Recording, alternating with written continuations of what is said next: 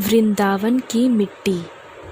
शोभा नाम की एक औरत थी जिसकी बहन वृंदावन में रहती थी। एक दिन शोभा अपनी बहन से मिलने वृंदावन गई। शोभा, जो कि काफ़ी पैसे वाली महिला थी, लेकिन उसकी बहन कीर्ति, जो कि वृंदावन में रहती थी, वो ज़्यादा धनवान नहीं थी। लेकिन कीर्ति दिल की बहुत अच्छी थी। वह दिल की अमीर थी। उसके पति मिट्टी के घड़े बनाने का काम करते थे। शोभा काफ़ी सालों बाद अपनी बहन कीर्ति से मिलकर बहुत खुश थी। लेकिन शोभा के अंदर पैसों को लेकर थोड़ा घमंड था। वह कीर्ति के घर हर छोटी बात पर उसके चीज़ों में से नुक्स निकालती रहती। लेकिन हर बार कीर्ति मुस्कुराकर यही कह देती, जो बिहारी जी की इच्छा, जो मेरे प्रभु की इच्छा। लेकिन शोभा अपनी बहन कीर्ति को नीचा दिखाने की कोशिश करती रहती थी। कीर्ति ने अपनी तरफ से अपनी बहन शोभा की खातिरदारी और सेवा में कोई कमी नहीं छोड़ी थी। उसने अपनी बहन का पूरा ख्याल रखा। वह शोभा को वृंदावन के सभी मंदिरों की दर्शन करवाई और मंदिरों की महिमा के बारे में भी बताया। शोभा मंदिरों का दर्शन करके खुश तो हुई और उसने महिमा भी सुना, लेकिन शोभा का इन चीज़ों पर ज़्यादा ध्यान नहीं था। वह बस दर्शन करके वापस आ गई। उसको वृंदावन में रहते हुए काफ़ी दिन हो गए। एक दिन शोभा कीर्ति से बोली, अरे कीर्ति, अब बहुत दिन हो गए हैं तेरे घर रहते हुए। अब मुझे अपने घर जाना चाहिए। ये बात सुन के कीर्ति थोड़ी सी उदास हो गई और बोली, बहन, कुछ दिन और रुक जाओ, थोड़ी दिन बाद चले जाना। शोभा ने कहा, नहीं, मुझे पहले ही यहाँ आए हुए काफ़ी दिन हो चुके हैं। घर में मेरे पति और बच्चे अकेले हैं। मैं उन्हें अपने सासू माँ के सहारे छोड़कर आई हूँ। अब मैं फिर कभी आऊँगी। जब शोभा वापस जाने लगी तो कीर्ति, जो कि शोभा की बड़ी बहन थी, उसने अपनी छोटी बहन को उपहार स्वरूप मिट्टी का एक घड़ा दिया।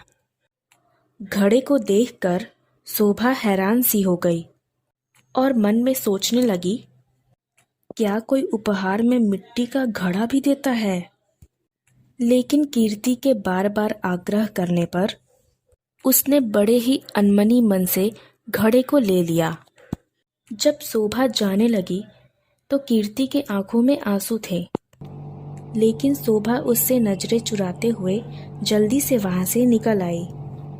सारे रास्ते शोभा यही सोचती रही, मैं घर जाकर अपनी सास और अपने पति को क्या बताऊंगी कि मेरी बड़ी बहन ने उपहार के रूप में मुझे एक घड़ा दिया है।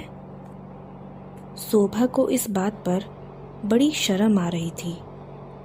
शोभा ने सोचा, मैं घर जाकर झूठ बोल दूंगी कि यह घड़ा मैं खरीद कर लाई हूँ।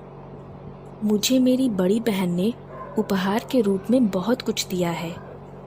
इसी तरह से सारे रास्ते सोचते सोचते शोभा अपने घर पहुँच गई और घर जाकर उसने अपने रसोई के ऊपर उस घड़े को रख दिया।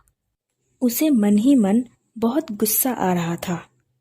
मेरी बड़ी बहन इस लायक भी नहीं कि कुछ पैसों से अपनी छोटी बहन को उपहार दे सके। शोभा उस घड़े को देखकर बहुत उदास हुई। अब शोभा को अपने घर आए हुए भी काफ़ी दिन बीत चुके थे। गर्मियों के दिन थे। तभी शोभा के गांव में पानी की बहुत दिक्कत आने लगी। गांव के कुएं में और पास के नदी के पानी सूख गए थे। उसके गांव के लोग दूर दूर से पानी भरकर लाते थे। पैसे होने के बावजूद भी शोभा को पानी की बहुत दिक्कत हो रही थी। एक दिन शोभा बहुत दूर जाकर कुएं से पानी भर रही थी। वहां पर और भी औरतें पानी भरने के लिए आई हुई थी। तो जल्दी पानी भरने के चक्कर में धक्का मुक्की होने लगी और उसी बीच शोभा का घड़ा टूट गया। शोभा दूसरी औरतों पर चिल्लाने लगी। अरे, आपने ये क्या कर दिया?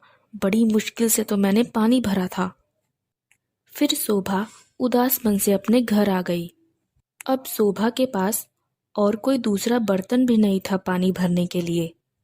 तभी उसे अपनी बड़ी बहन कीर्ति के दी हुई उस घड़े की याद आई। तो उसने रसोई के ऊपर से उस घड़े को उतारा और घड़े को लेकर चल पड़ी। बड़ी दूर चलने के बाद जब कुएं पर पहुंची, तब भीड़ थोड़ी कम हो चुकी थी। वो उस घड़े में पानी भरकर घर ले आई। उसका पति जब खेतों से वापस घर आया तो अधिक गर्मी होने के कारण उसका हालत बेहाल हो रहा था। उसने शोभा से कहा, शोभा, क्या घर में पानी है? एक गिलास पानी मिलेगा? शोभा ने कहा, हाँ, मैं अभी पानी भर कर लाई हूँ। उसने उस घड़े में से पानी निकालकर अपने पति को दिया। उसके पति ने जैसे ही पानी पिया तो गले से नीचे पानी उतरते ही उसका पति एकदम से उठकर खड़ा हो गया और बोला, ये पानी तुम कहाँ से लाई हो? शोभा डर गई। उसे लगा कि उससे शायद कोई भूल हो गई है।